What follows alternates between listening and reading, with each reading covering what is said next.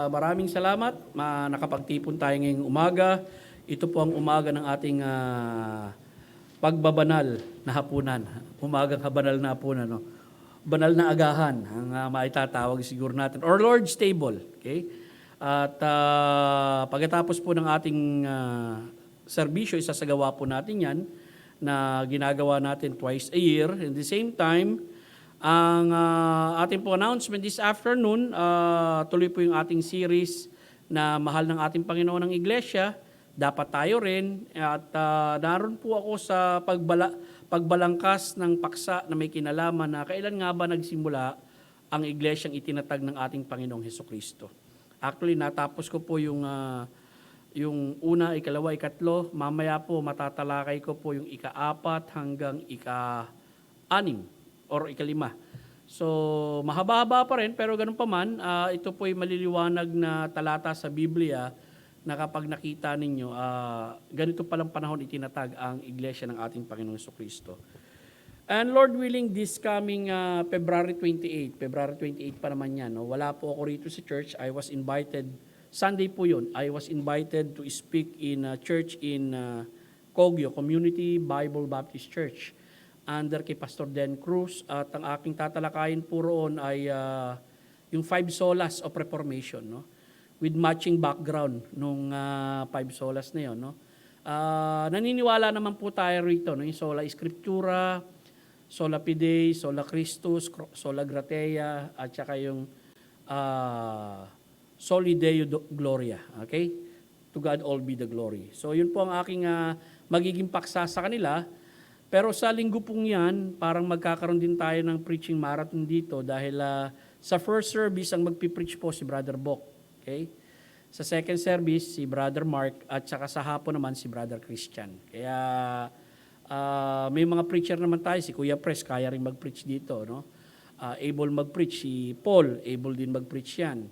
Si Astrid, able din mag-preach yan. Pag member na, itong si Rene, able din mag-preach yan. We have lots of preachers here who can handle the Word of God correctly, at ako'y naniniwala na biyaya po ng Diyos yan sa ating iglesia. At dapat naman talaga, no?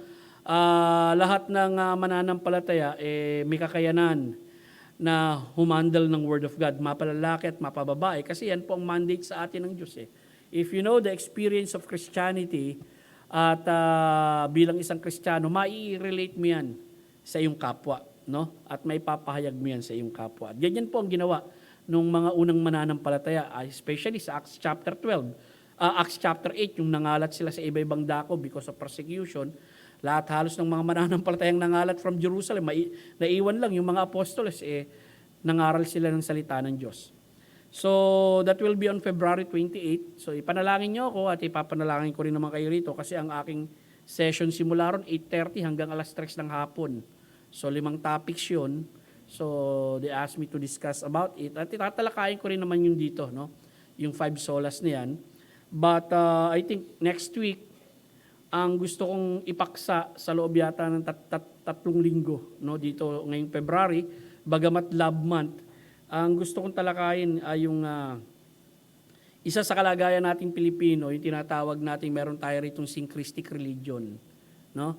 At yung syncretic religion na sinasabi, dahil nga tayo ay may background ng Roman Catholicism, which is not a biblical Christianity, some of the teachings also of the Roman Catholic came from a pagan background, and then pumasok itong biblical Christianity. Minsan, even in the biblical Christianity itself, no, talagang nakahalo doon, no?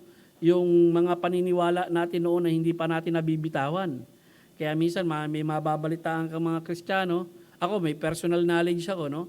Na kahit Kristiyano na nagpapatawas pa, talagang tumatawag pa ng hilot na may bulong. Alam niyo may bulong, may orasyon bago hilutin yung kanyang katawan.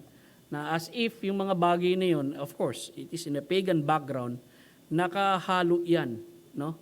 Minsan doon sa paniniwala nating Kristyanismo, and it is not acceptable to God.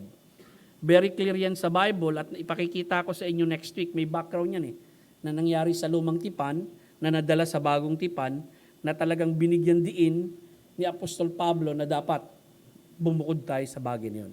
So, I think that will be my topic for 3 weeks, no? Yung bagay na yan, para mabigyan natin ng diin na tayo bilang mga mananampalataya, if we believe in the inerrant scripture, kung ano talaga yung sinasabi ng Biblia, abay magiging tapat tayo sa sinasabi ng Biblia. Whatever ang naging background natin noon, at anuman naging paniniwala natin, no? Dapat iwanan natin yun. Kung yun mga yun ay masasabi nating mali at hindi sinasang-ayunan ng salita ng Diyos. So yan ang problema rito sa Pilipinas. Lalo na rin sa Christianity na meron tayo rito sa Pilipinas. Apektado pati ang mga biblical Christians sa bagay na yan. So ipanalangin niyo po, no? Isang magandang pag-aaral na bibigyan natin pansin next week at naway makasama din natin yung mga kapatiran natin, ang mga nasa tahanan nila na nanonood sa atin. Mamayang hapon, no? Inanyayahan ko kayo. Ito pong series of lesson every Sunday afternoon. Maybe it will take 6 months. Ganun din pag Wednesday night. Pag Wednesday night, nasa series of lesson po kami patungkol sa parables.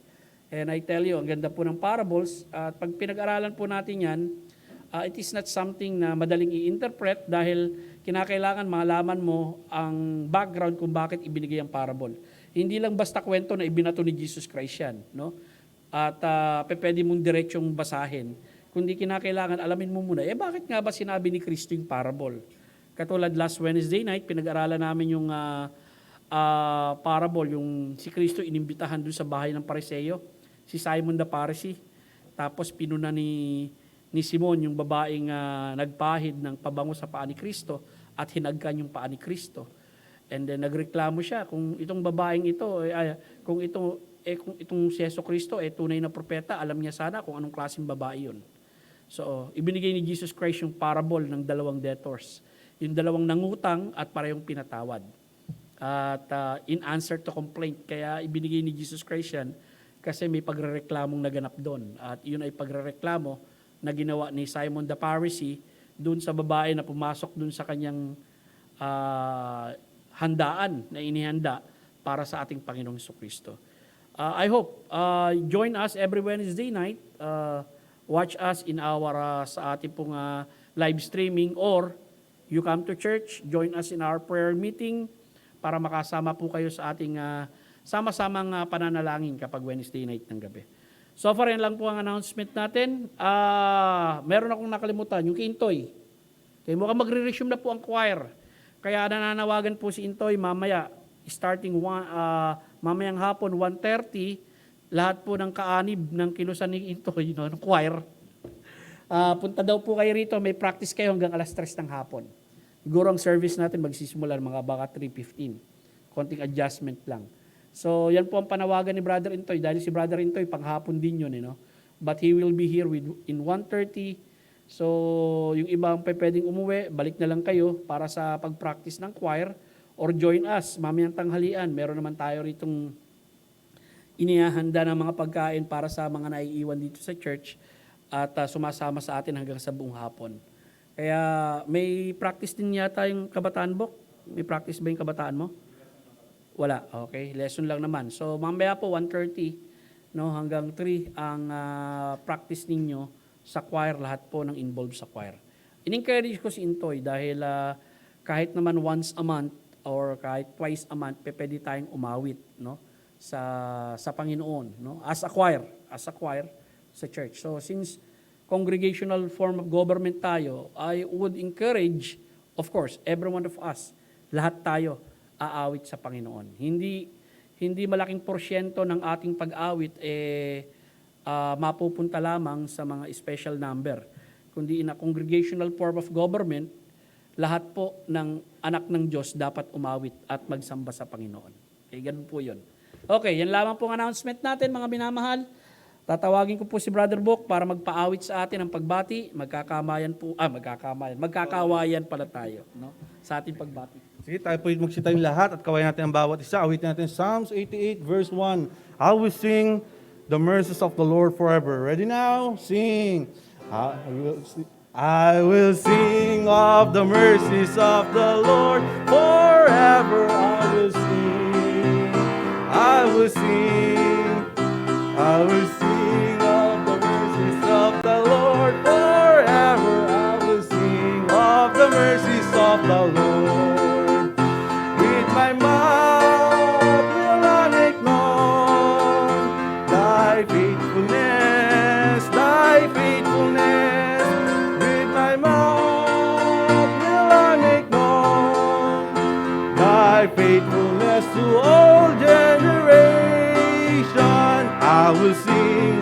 the mercies of the Lord. Forever I will sing of the mercies of the Lord.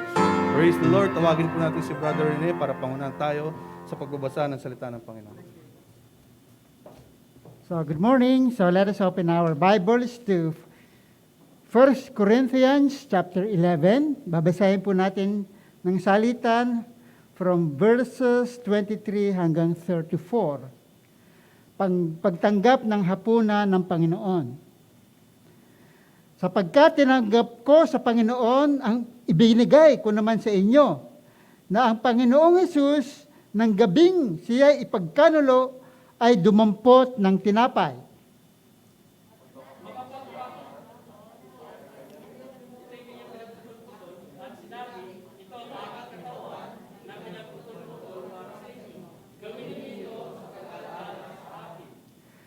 Sa gayon ding paraan ay kinuha niya ang kopa.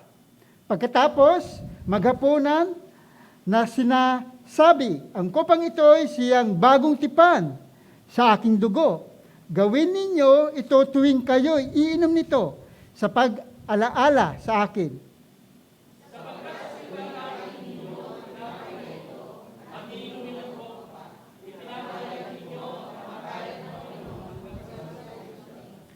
Kaya't ang sinumang kumain ng tinapay o uminom sa kopa ng Panginoon ay paraang hindi nararapat ay magkakasala sa katawan at dugo ng Panginoon.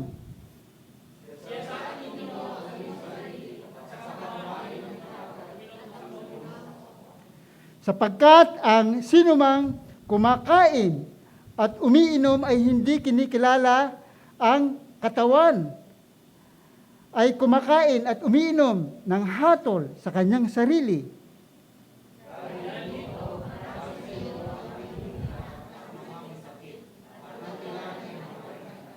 Subalit, kung hinahatulan natin ang ating sarili, hindi tayo mahatulan.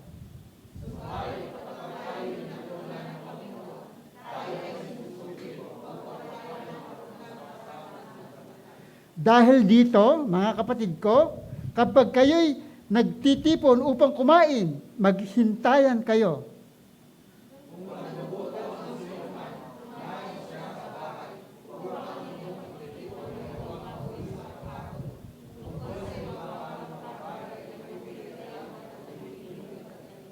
God bless the reading of the word. Tayo po'y manalangin, mga minamahal, let us pray. Mahabaging Diyos naming nasa langit, Ikaw na Ama na makapangyarihan sa lahat. Diyos na soberano na may hawak ng aming mga buhay, amin pong ipinagpapasalamat ang pribileyo na kami nagkasama-sama sa umagang ito. Sama-sama rin, Panginoon, mamaya upang tumanggap ng hapag ng Panginoon. At ang dalangin ko, O Diyos, gabayan mo kami sa mensaheng aming pag-aaralan, nais namin mabigyan ng kapurihan, O Diyos, Ikaw, Ama, sa pamagitan ng iyong anak na si Hesukristo na siya naming manunubo sa tagapagligtas. Salamat sa pribileyong ito na meron kami ngayong umaga. Tanggapin mo ang aming pagsamba, O Diyos. Mawalhati ka sa ngalan ni Kristo Jesus. Amen. Mapo po tayong lahat, mga minamahal. Ang aking mensahe po sa umagang ito, banal na hapunan, bakit natin isinasagawa ito at paano? Well, sa maraming beses siguro na ipangaral ko sa iba-ibang anggulo ang mensaheng ito, pero ngayon nais ko pong bigyang pansin upang higit po natin mabigyang diin itong bagay na ito na sa isang sistematikong kaparaanan itong mensahe natin sa umagang ito. Pwede rin po itong tawaging hapag ng Panginoon, no? Bagamat ang pangkaraniwan na tinatawag rito ay banal na hapunan kasi nga ginagawa ito malimit sa hapon, pero ang issue po sa hapag ng Panginoon, lalo-lalo na kung ika-isang Hudyo, hindi po dito pinag-uusapan na hapon lamang pwede itong gawin, no? Iba ginagawang issue na kinakailangan hapon, pag umaga mo ginawa ito, mali na. Sa iba-iba pong bansa, kung may makakausap kang misyonaryo, hindi po nila na isasagawa ito ng hapon dahil may problema sila sa hapon, ay isasagawa nila ito ng tanghali. Lalo na rin ngayon sa ating kapanahunan. Now, Kung pupunta po rin tayo sa text nating binasa, ito po yung napakahaba. At may mga bagay lamang tayong nais makita sa mga talatang nais ko pong bigyang pansin sa umagang ito. No? Banal na hapunan, bakit natin to isinasagawa? Ang una pong punto na nais kong makita ninyo, yung first point natin, yung pagtupad sa utos ng Panginoon. Pansinin niyo yung sinabi ni Apostol Pablo rito. No? 1 Corinthians 10:23, sapagkat tinanggap ko sa Panginoon ang ibinigay ko naman sa inyo. So, ibig sabihin, ito ay isang utos na ibinigay ng Panginoon kay Apostol Pablo na ipinapaalam ni Apostol Pablo sa iglesia sa Corinto. No? At sabi niya rito na ang Panginoong Jesus, nang gabing siya'y pinagkanulo ay dumampot ng tinapay. So, yung pagsasagawa po ng banal na hapunan o yung pagsasagawa po nung tinatawag natin hapag ng Panginoon, ito'y pagtupad sa utos ng Panginoon. Alam niyo, maraming utos ang Panginoon sa atin sa Biblia. But as a church collectively, since it is one of the ordinance of the church, we should obey God in observing this. May churches sa probinsya na hindi gumagawa nito. May nag-report sa akin na kaibigan, sabi ko, Brad, ano bang dahilan nila kung bakit nila hindi sinusunod at ayaw nilang isagawa yung banal na hapunan? And yet yung iba pang mga miyembro, pumupunta pa sa ibang church para mag-observe ng banal na hapunan doon instead doon sa church na kinaaniba nila. Okay? Ito po yung hanggang ngayon nangyayari pa rin ito. Nakakalungkot, sabi ko, hindi ba nila alam na kapag hindi ito sinunod, ito'y pagsuway sa direktibang utos ng Diyos na sinasabi sa Biblia. Tingnan po natin iba pang mga talata. No? Sa 1:14-15 may sinabi ang Panginoon, kung iniibig ninyo ako, tuparin ninyo ang aking mga utos. Unang 1, 2, 3-5, sa ganitong paraan, nalalaman natin na nakikilala natin siya kapag sinusunod natin ang kanyang mga utos. Ang nagsasabing nakikilala ko siya, ngunit hindi sinusunod ang kanyang mga utos ay isang sinungaling at wala sa kanyang katotohanan. Ang sino mang sumusunod sa kanyang mga salita, totoong naganap sa kanya ang pag-ibig ng Diyos. Sa ganitong paraan ay nalalaman natin na tayo ay nasa kanya. So dito mariin na binibigyang pansin na bilang mga mananampalataya, individual, maging masunurin tayo sa Diyos at bilang iglesia rin, collectively, maging masunurin tayo sa Panginoong Diyos. No? At dito, inuutusan tayo isagawa ang ordinansang ito. Now, unang Tesalonica 4:2, sabi naman ni Apostol Pablo, ito ay sapagkat alam ninyo ang mga tagubiling ibinigay namin sa inyo sa pamagitan ng Panginoong Jesucristo. Isa lamang to sa mga tagubilin na sinabi ni Apostol Pablo. Now, Gawa, Kapitulo 2:42, tignan po natin yung example sa kasaysayan ng mga unang mga mananampalataya. Sa Gawa 2:42, sabi rito, sila ay matatag na nagpatuloy sa turo ng mga apostol, sa pakikipag-isa, sa pagputol-putol ng tinapay at sa mga panalangin. Gawa 2:46, sila ay matatag na nagpatuloy sa templo, araw-araw nagkakaisa. Sila ay nagpuputol-putol ng tinapay sa kanilang mga bahay at tumanggap ng pagkaing may kasiyahan at kababaang loob. Dito makikita natin, gawain to ng mga apostoles, no? Well, nung si Apostol Pablo sa kanyang mga paglalakbay mission, isinasagawa niya rin itong bagay na ito. Tignan natin sa Gawa Kapitulo 20, talatang 7. Ito yung nasa lugar siya ng Epeso, no? Nang unang araw ng Sanlinggo, ang mga alagad ay nagkakatipon-tipon upang magputol-putol ng tinapay. Dito makikita natin, isinagawa nila ito ng linggo. Nangaral si Pablo sa kanila dahil siya ay papaalis na. Kinabukasan, tumagal ang kanyang pangangaral hanggang hating gabi. Kapitulo 11, siya nga ay muling pumanhik at pinagputol-putol ang tinapay at kumain. Pagkatapos nito ay nagsalita pa siya ng mahaba sa kanila hanggang sa sumikat na ang araw at pagkatapos ay umalis siya. So mapapansin nyo, no? Maging sa mga paglalakbay misyon ni Apostol Pablo, meron tayong impormasyon na ang audience niya rito at ang mga member ng church na kung saan nagpupunta siya ay mga hentil.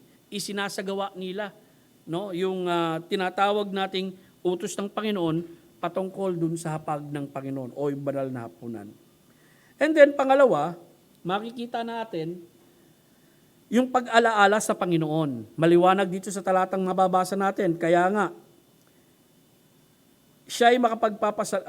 nang siya'y makapagpasalamat, ito ay kanyang pinagputol-putol at sinabi niya, ito'y aking katawan na pinagputol-putol para sa inyo. Gawin ninyo ito sa pag-alaala sa akin. Verse 25, sa gayon ding paraan ay kinuha niya ang kopa, pagkatapos magapunan sinabi, ang kopang ito ay siyang bagong tipan sa aking dugo. Gawin ninyo ito tuwing kayo'y iinom nito sa pag-alaala sa akin. So, pangalawang bagay kung bakit natin isinasagawa ang hapag ng Panginoon o ang banal na hapunan, hindi lamang sa pagsunod sa ating Panginoon, kundi yung tinatawag nating pagpaalaala sa Kanya. Ito ang ibinigay sa ating paraan ng Panginoong Hesukristo kung papaano siya alalalahanin.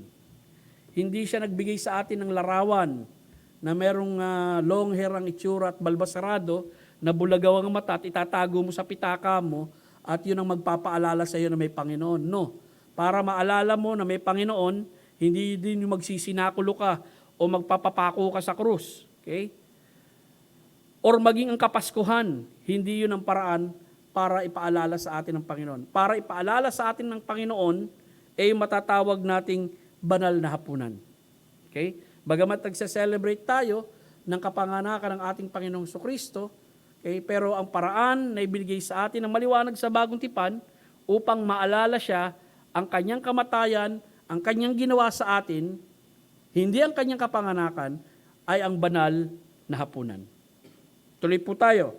Sa isang talata sa Joshua Kapitulo 4, 1-7, kung inyong matatandaan sa kasaysayan ng Israel, 2 beses silang tumawid dun sa tinatawag nating bodies of water. Unang-una dun sa Red Sea na tinatawag, pangalawa dun sa Jordan River. At dun sa Jordan River, nung tumawid sila, nung kapanahonan na yon, abay mataas ang tubig, pero mahimalang pinahinto ng Diyos ang agos dun ng tubig sa Jordan River para makatawid yung children of Israel at makapunta ron sa kabilang ibayo, no?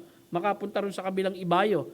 At ang humahad lang kasi sa kanila para makapunta sa kabilang ibayo dun sa mismong Canaan or property na ibinigay sa kanila ng Diyos ay yung Jordan River. Dumating ang panahon na pinatuyo ito ng Diyos para makalakad doon sa tuyong lupa, katulad ng karanasan nila doon sa Red Sea. Ang pagitan nito is 40 years. Okay?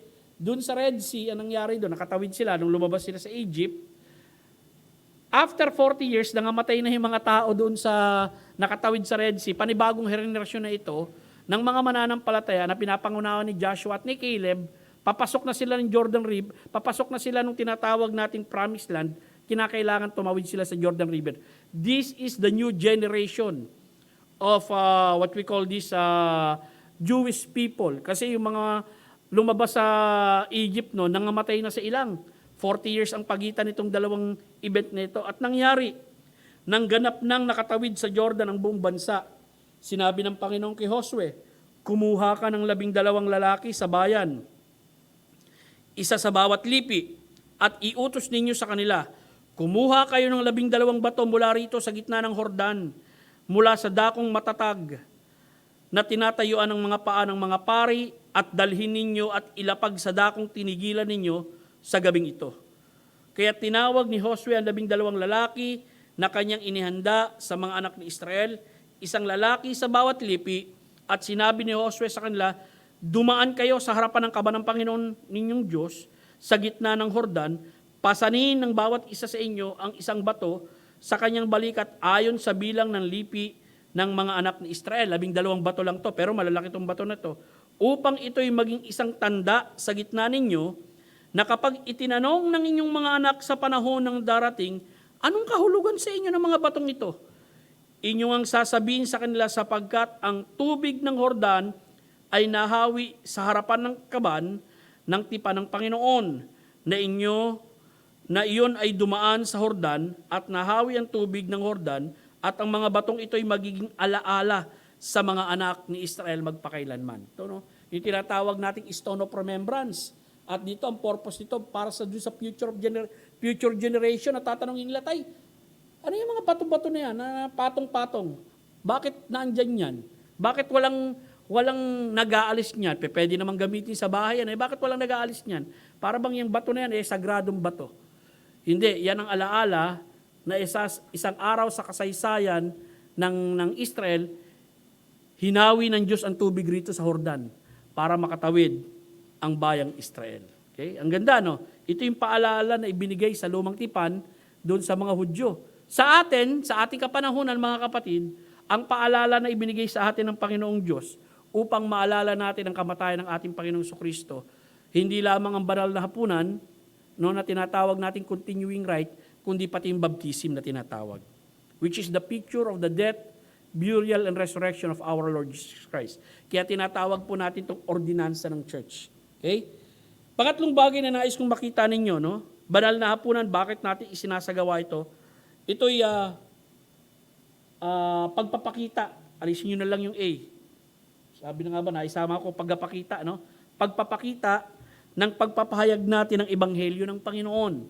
Sabi dito sa talatang ito, sapagkat sa tuwing kakainin ninyo ang tinapay na ito at inumin ang kopa, ipinapahayag ninyo ang kamatayan ng Panginoon hanggang sa dumating. Ano ibig sabihin ng kamatayan ng Panginoon? Usually kapag ginamit ni Apostol Pablo yung salitang ipinapahayag ninyo yung kamatayan ng Panginoon, tumutukoy ito sa ebanghelyo. Tumutukoy ito sa ipinangangaral niya na si Kristo'y namatay, inilibing at nabuhay na muli. Tignan po natin dito sa 1 Korinto 1:18. Sapagkat ang salita patungkol sa krus. Well, kapag pinag-usapan kasi natin yung krus, may kinalaman doon yung suffering ni Jesus Christ. May kinalaman doon yung kahirapan ni Kristo na inabot niya para sa ating mga kasalanan. Pero ang makikita natin pag sinabing ang salita patungkol sa krus, ang ibig po sabihin nito yung ebanghelyo ng ating Panginoong Kristo, ay kamangmangan sa mga napapahamak, ngunit sa atin na naligtas, ito'y kapangyarihan ng Diyos. So dito makikita niyo yung dalawang pananaw, no? Para dun sa mga hindi ligtas, para dun sa mga hindi nakakakilala kay Jesucristo, yung ginawa ni Kristo sa krus ng Kalbaryo, lalong-lalo na yung mga Hudyo, no? Ang pinatutukuyan dito, para sa kanila, ito'y kamangmangan. Or maging yung mga hentil dito ng mga Griego, isipin mo, maglalaga ka ng pananampalataya dun sa lalaki. Mahirap pa sa iyo yan Tapos ipinako sa krus dahil napagbintang ang kriminal. Tapos maglalaga ka ng pananampalataya, sasabihin mo yan ang tagapagligtas mo. Kalokohan yan. Di ba? So dito makikita natin, dun sa mga hindi ligtas, yung nangyari kay Kristo sa krus ng Kalbaryo, masasabi natin na para sa kanila, na paglalagakan mo ng iyong pananampalataya, kamangmangan. Ngunit sa atin na nakaranas ng kaligtasan, ito'y kapangyarihan ng Diyos. Ito'y manifestation how God in His power forgive us of our sin through our Lord Jesus Christ. 1 Corinthians 2:2, ito'y sapagkat pinagpasyahan kong walang malamang anuman sa inyo maliban kay Hesukristo na ipinako sa krus. Dito sa verse 2, ang ganda nitong talatang ito, sapagkat itong talatang ito, nung pumunta sa Corinto si Apostol Pablo, hindi marami siyang kakilala, no? Hindi malalaking tao o politiko ang mga kakilala niya roon sa lugar na yun, kaya nakapagsimula siya ng ministry. Hindi yung may mga connection siya, hindi. Nung pumunta siya roon sa Corinto, ang alam niya lang doon ay yung mensahe ng Ebanghelyo ni Kristo na kinakailangan ipangaral niya, and because of that, no, the power of God works and people are getting saved, and it become part of the Corinthian church. Yun ang sinasabi rito ni Apostol Pablo. Ito yung talatang ito nagpapakita, hindi dahil sa influence ng tao, hindi dahil sa karisma ng tao, hindi dahil sa koneksyon ng tao, a person is able to establish the work of the Lord or to establish the church. It is because of the power of God. It is through the power of the gospel of our Lord Jesus Christ. Ito ay sapagkat pinagpasyahan kong walang malamang anuman sa inyo maliban kay Hesukristo na naipako sa krus. Galatia 6:14, sa ganang akin, wala namang mangyari na ako ay magmapuri maliban lamang patungkol sa krus ng ating Panginoong Jesucristo, na sa pamamagitan niya, ang sanlibutan ay napako sa krus sa akin at ako'y napako sa krus sa sanlibutan. Dito makikita natin, mga minamahal, yung katotohanan, no, na binibigyan pansin ni Apostol Pablo rito na ang ibinibita niya at ang nais niyang matanyag sa kanyang buhay, walang iba kundi yung patungkol sa nangyari sa ating Panginoong Jesucristo, yung kanyang pagkapako sa krus. At bilang mga mananampalataya, sana yan din na maging goal natin sa ating buhay bilang isang Kristiyano. No, pang-apat. Yung pang-apat na nais ko makita nyo, no, banal na hapunan, bakit natin isinasagawa ito, yung pananangan sa paniniwala ng muling pagbabalik ng Panginoon. Maliwanag yan na sinabi rito sa talata, no? Sinabi rito sa 1 Corinthians 11:26, Sapagkat sa tuwing kakainin ninyo ang tinapay na ito at inuman ang kopa, ipinapahayag ninyo ang kamatayan ng Panginoon hanggang sa dumating siya. Okay? So dito maliwanag na sinasabi, bilang mga mananampalataya at sinabi rin ni Apostol Pablo, hanggang kailan natin ito isasagawa natin ito, no? Hanggang sa dumating siya. Well, ibig sabihin, nung kapanahunan na yon, alam ni Apostol Pablo na ang ating Panginoong Kristo ay muling babalik. Nangako siya na muling babalik at ito ang pinanananganan na dapat pananganan ng church. At ganoon din ang ating paniniwala, no? Banal na hapunan, bakit natin isinasagawa ito? Bilang pananangan sa paniniwala na muling pagbabalik ng ating Panginoong Kristo.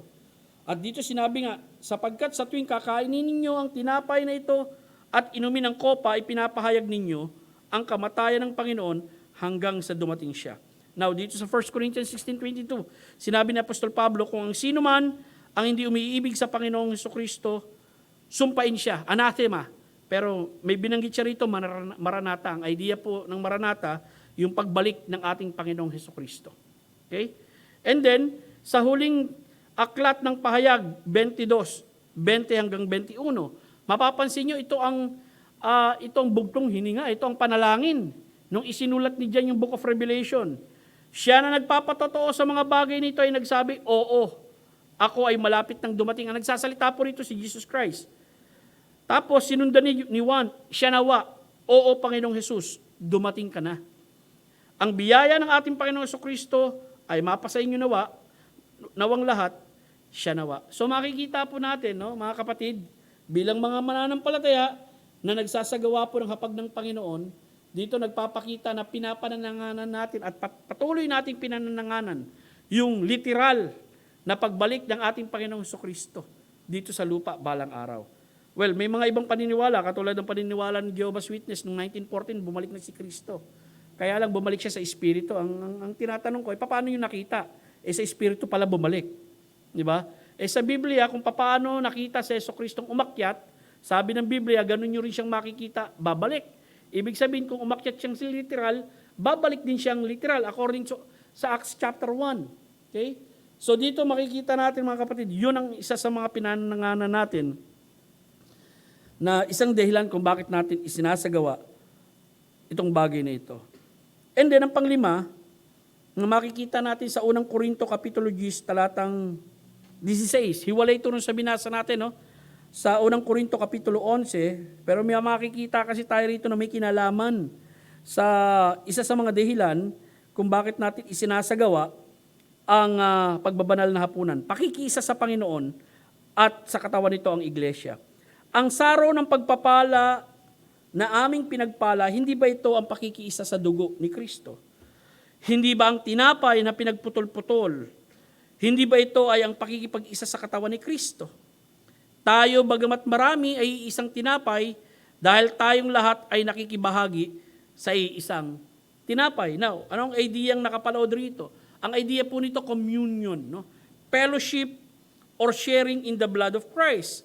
In what way? Na meron tayong fellowship in the blood of our Lord Jesus Christ. Ang idea po nito is reinforcing the blessing that we enjoy as Christian through the blood of the Lord Jesus Christ. Dahil sa kamatayan ni Kristo, sa krus ng Kalbaryo, we are enjoying and appreciating what Christ had done for us.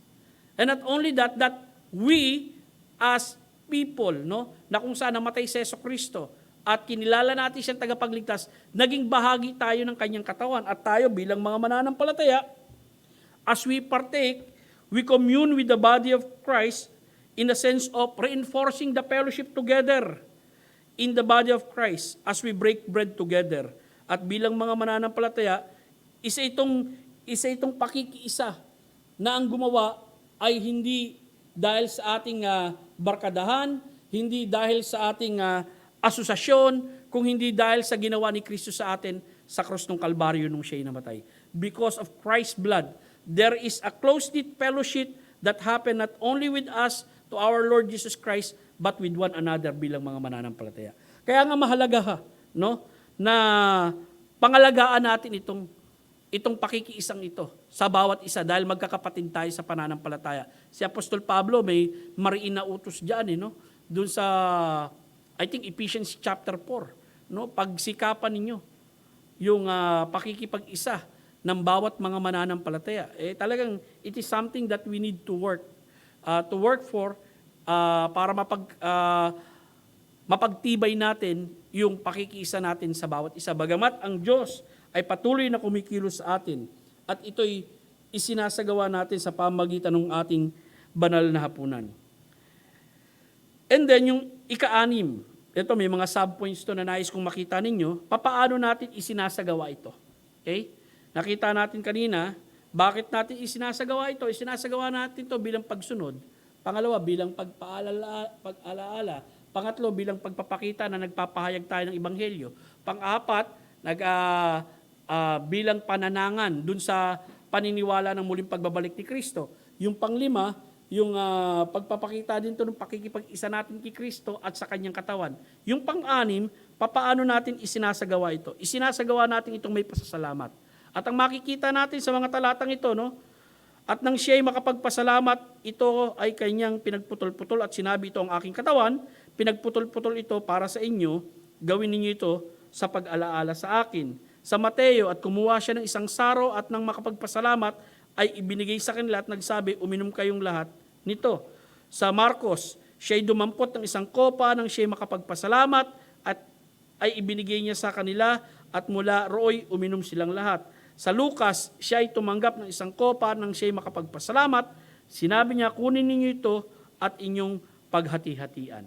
So makikita natin to, sinasagawa natin to, hindi sa kalungkutan, but there's a joyful attitude of appreciation and thankfulness to God through our Lord Jesus Christ dahil sa kanyang ginawa para sa atin.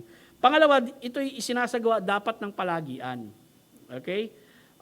Marahil sa inaharap, gagawin po natin to ng quarterly, no? Hindi na semi-annually kundi quarterly. Palagian.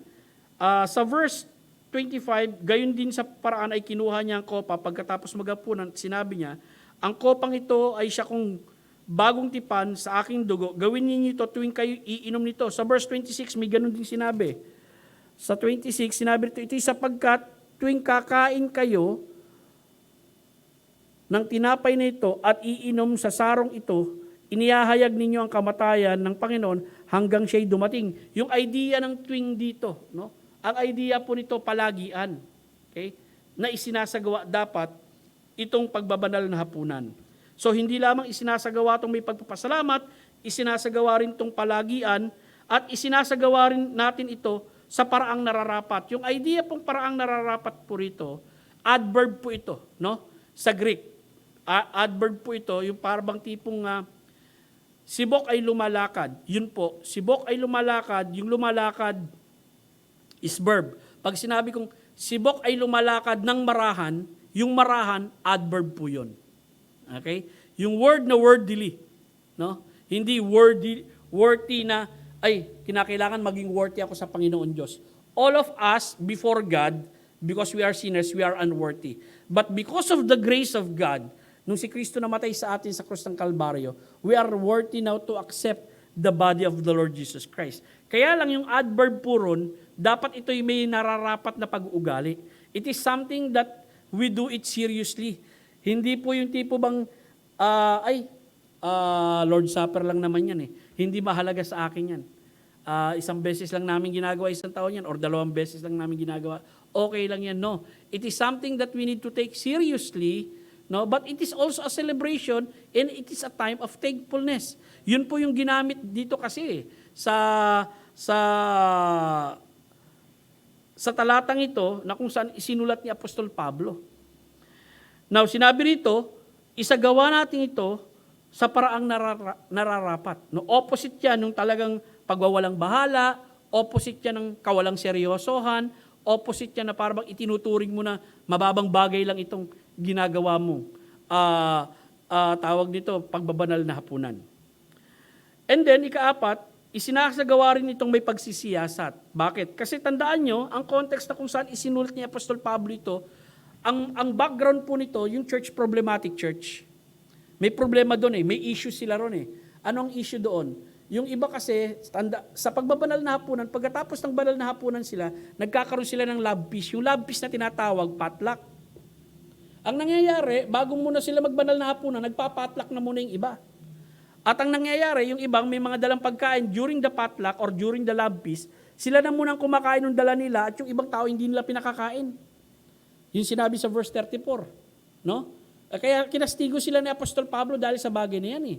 Kumbaga nagpapakita sila nung tinatawag na pagiging indifference doon sa kanilang mga kapatid. Okay? Hindi pakikiisa. Kumbaga kami lang may dala, kakainin lang namin itong dalang ito. Kayo walang dala, hindi namin kayo pakakanin. So yun ang nangyayari doon. And yet, magpapartik sila ng banal na hapunan. Doon sa banal na hapunan, ang idea doon, unity, communion, fellowship.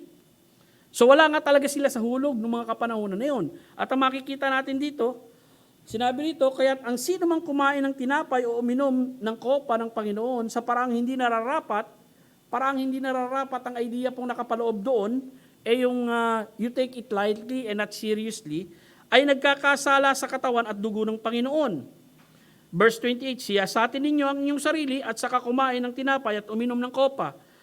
29, sapagkat ang sino mang kumakain at umiinom ng hindi kinikilala ang katawan ay kumakain at umiinom ng hatol sa kanyang sarili.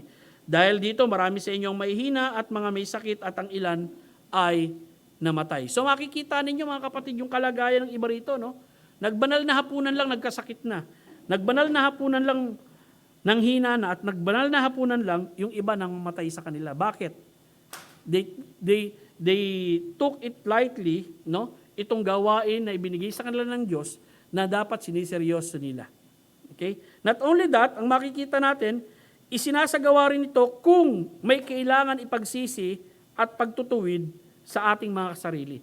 Dito papasok yung idea na kung alam mo sa sarili mo, halimbawa, miyembro kayo ng mga taga-Korinto, no? Kung alam nyo sa sarili nyo na may galit kayo sa isa't isa, magkaaway kayo ngayon, may unforgiving spirit kayo, okay?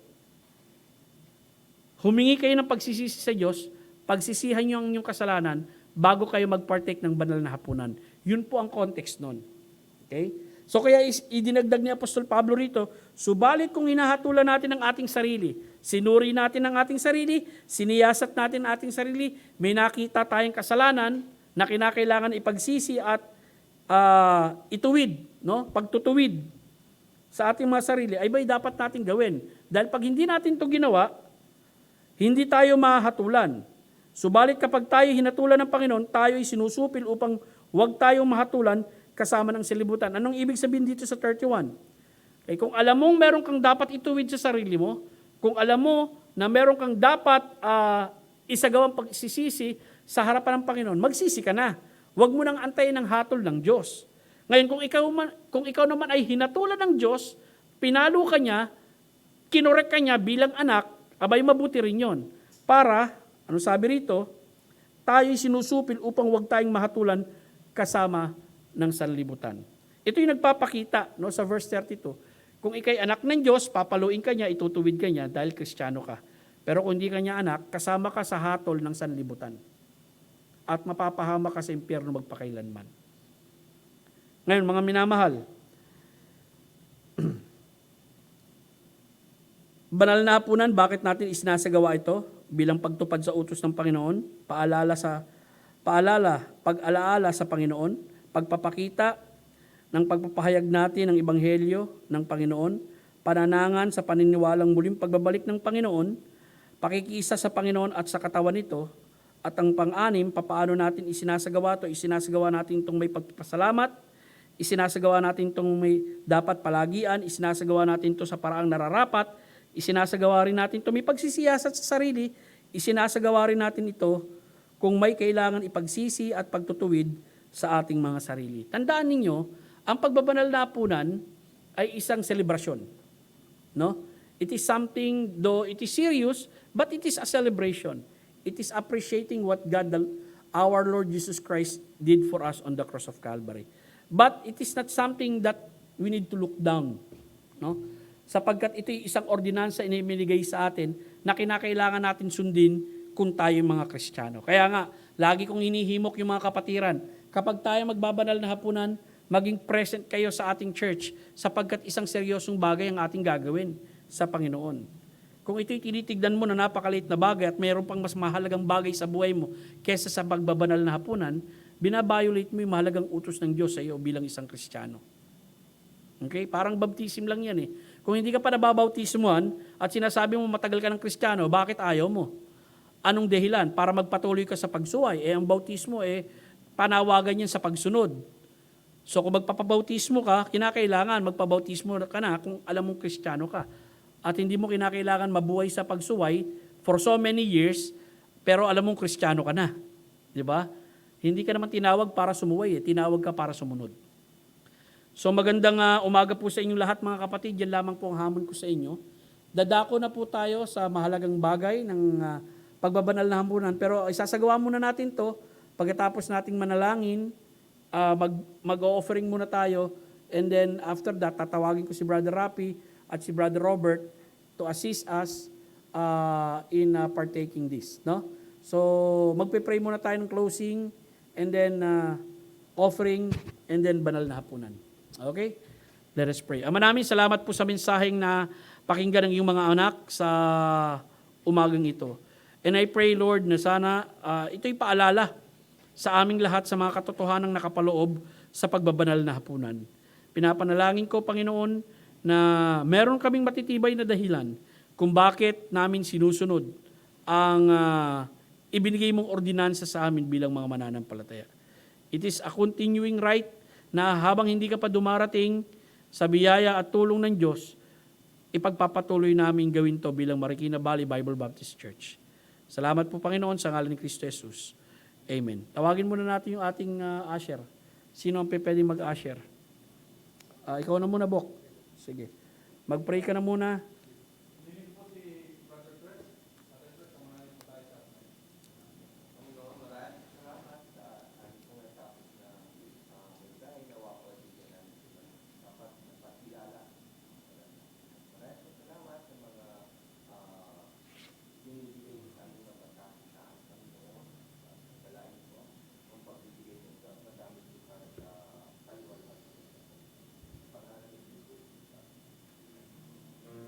Amen.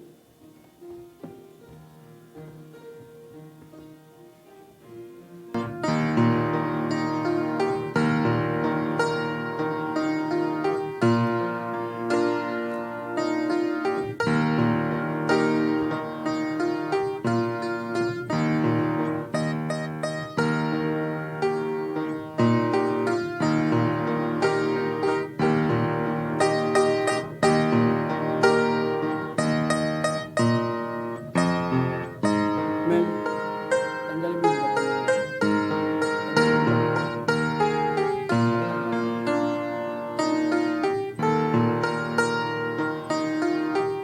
Tawagin ko si Kuya Rapi at saka si Brother Robert.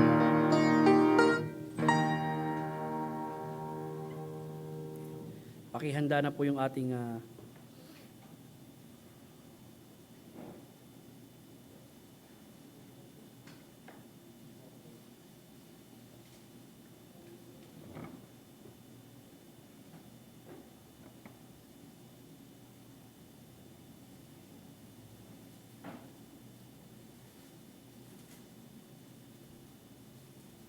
pakipasa na lang po yung ating guantes. May guantes po tayo dyan. At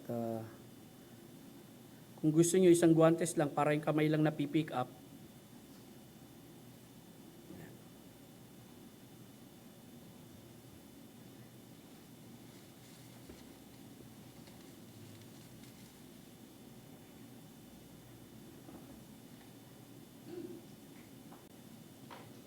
Sige po, bigyan muna po natin lahat ng guantes sila.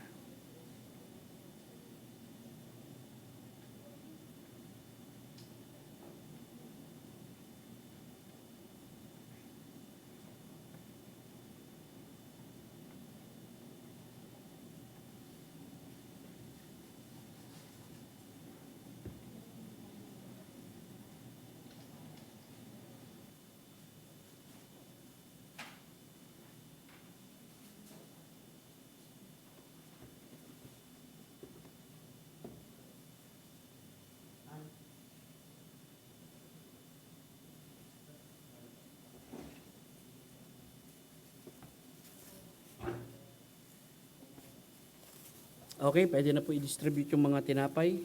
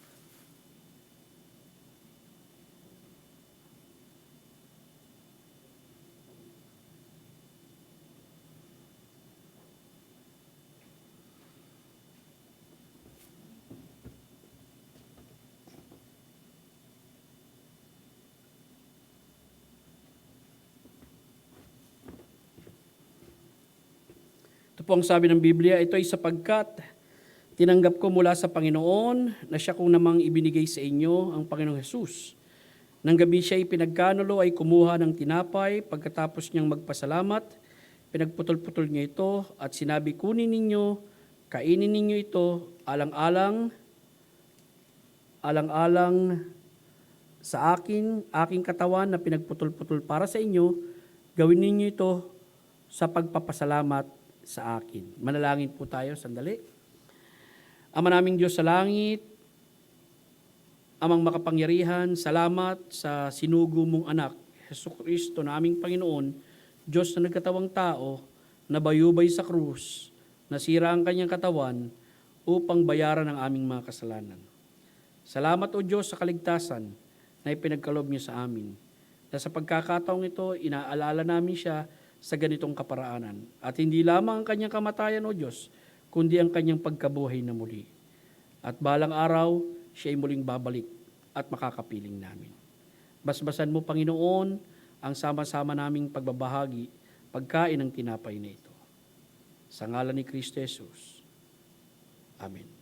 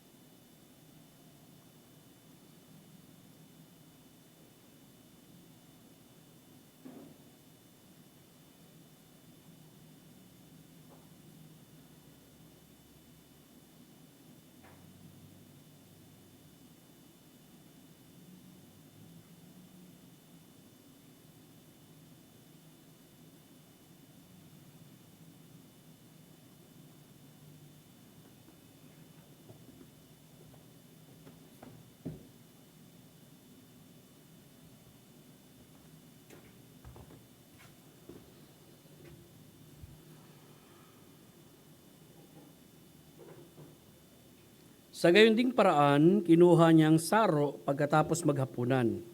Sinabi niya ang sarong ito ay ang bagong tipan sa aking dugo. Sa tuwing kayo ay iinom nito, gawin ninyo ito sa pag-alaala sa akin.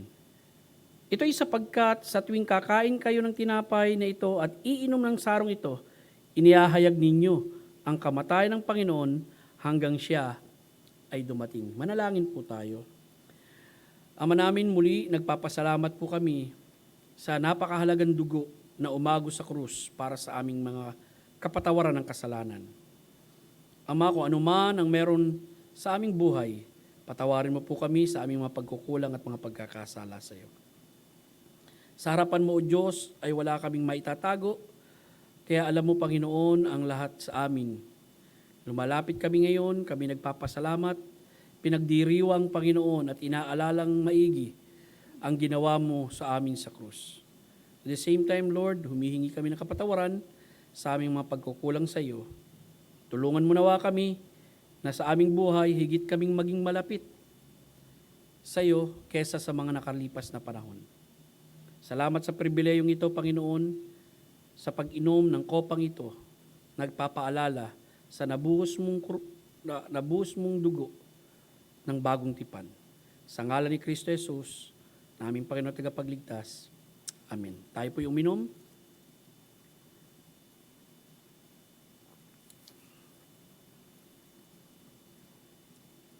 Kolektahin po na natin.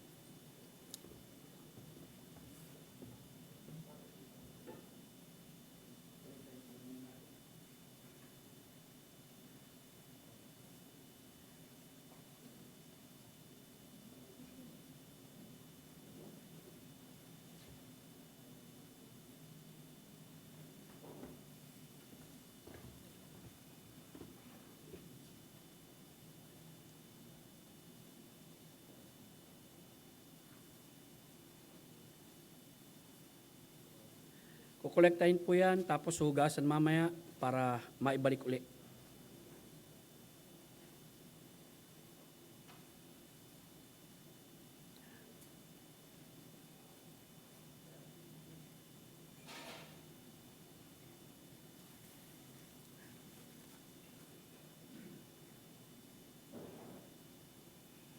Okay.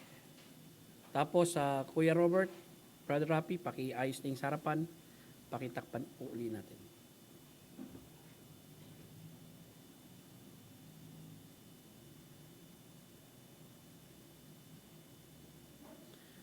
Okay, marami pong salamat sa pagkakataon pong ito. Ay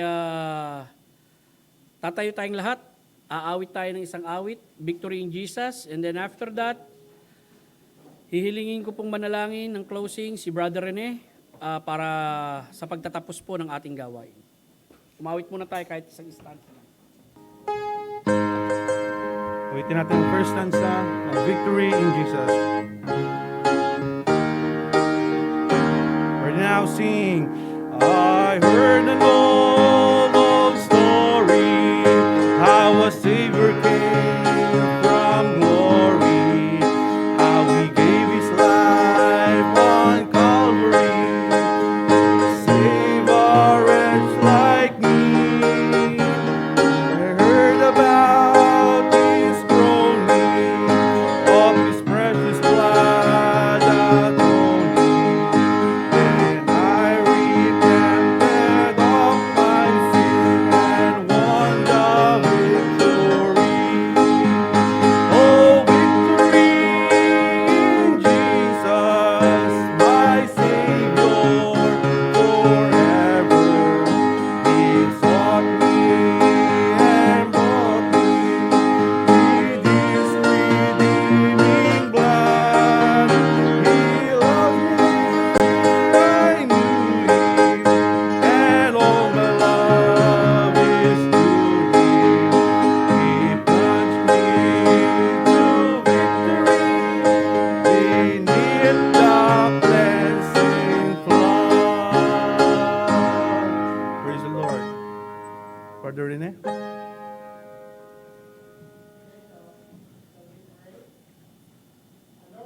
Our Heavenly Father, we greet this day with love in our hearts, with thanksgiving, because we know that you are in the midst of us. We give you all the praise and the glory. and we always remember our Lord Jesus Christ. And let us be the men and women that you would want us to be. Thank you for your word. Thank you for the remembrance that we have to come to you always with faith and love. Dismiss us now with your many blessings, because we pray in Jesus' name. Amen. Okay. May lampis po tayo, may pesto dyan sa likod, baka gusto nyong kumain. Okay? 2 kilo po yan, kaya sa bawat isa po na makibahagi kayo, meron po tayo dyang pinabiling pagsasalu-saluhan. Okay po.